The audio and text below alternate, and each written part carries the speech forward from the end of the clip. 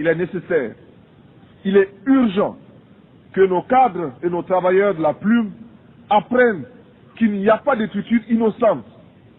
En ces temps de tempête, nous ne pouvons laisser à nos seuls ennemis d'hier et d'aujourd'hui le monopole de la pensée et de l'imagination et de la créativité. Il faut, avant qu'il ne soit trop tard, car il est déjà tard, que ces élites, ces hommes de l'Afrique du tiers-monde reviennent à eux-mêmes.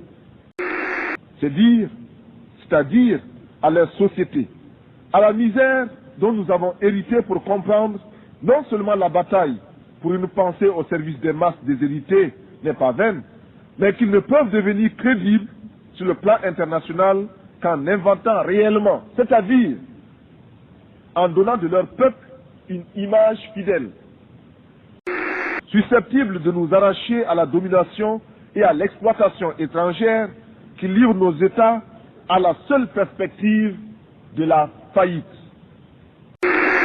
C'est ce que nous avons perçu. Nous, peuple du Burkina, au cours de cette nuit du 4 août 1983, au premier scintillement des étoiles dans le ciel de notre patrie, il nous fallait prendre la tête des jacqueries qui s'annonçaient dans les campagnes affolées par l'avancée du désert, épuisées par la faim et la soif, et délaissées. Il nous fallait donner un sens aux révoltes grondantes des masses urbaines désœuvrées, frustrées et fatiguées de voir circuler les limousines des élites aliénées qui se succédaient à la tête de l'État et qui ne leur offraient rien d'autre que des fausses solutions pensées et conçues par les cerveaux des autres. Il nous fallait donner une âme idéologique au juste litre de nos masses populaires mobilisées contre l'impérialisme monstrueux.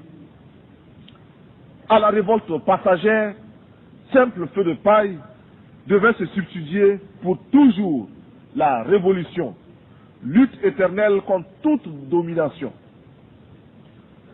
D'autres avant moi ont dit, d'autres après moi diront à quel point s'est élargi le fossé entre les peuples nantis et ceux qui n'aspirent qu'à manger à leur faim.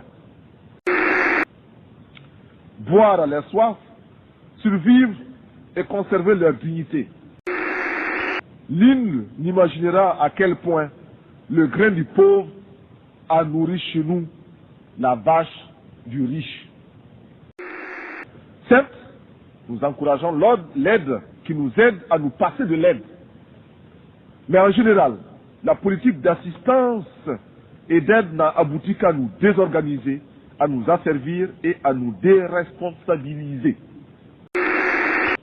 Nous jurons, nous proclamons que désormais au Burkina Faso, plus rien ne se fera sans la participation des Burkinabés. Rien qui n'ait été au préalable décidé par nous, élaboré par nous. Il n'y aura plus d'attentat à notre pudeur et à notre dignité. Fort de cette certitude, nous voudrions que notre parole s'élargisse à tous ceux qui souffrent dans leur chair, tous ceux qui sont bafoués dans leur dignité par une minorité d'hommes ou par un système qui les écrase. Permettez-moi, vous qui m'écoutez, que je le dise, je ne parle pas seulement au nom du Burkina Faso, tant aimé, mais également au nom de tous ceux qui ont mal quelque part. Je parle au nom de ces millions d'êtres qui sont dans les ghettos,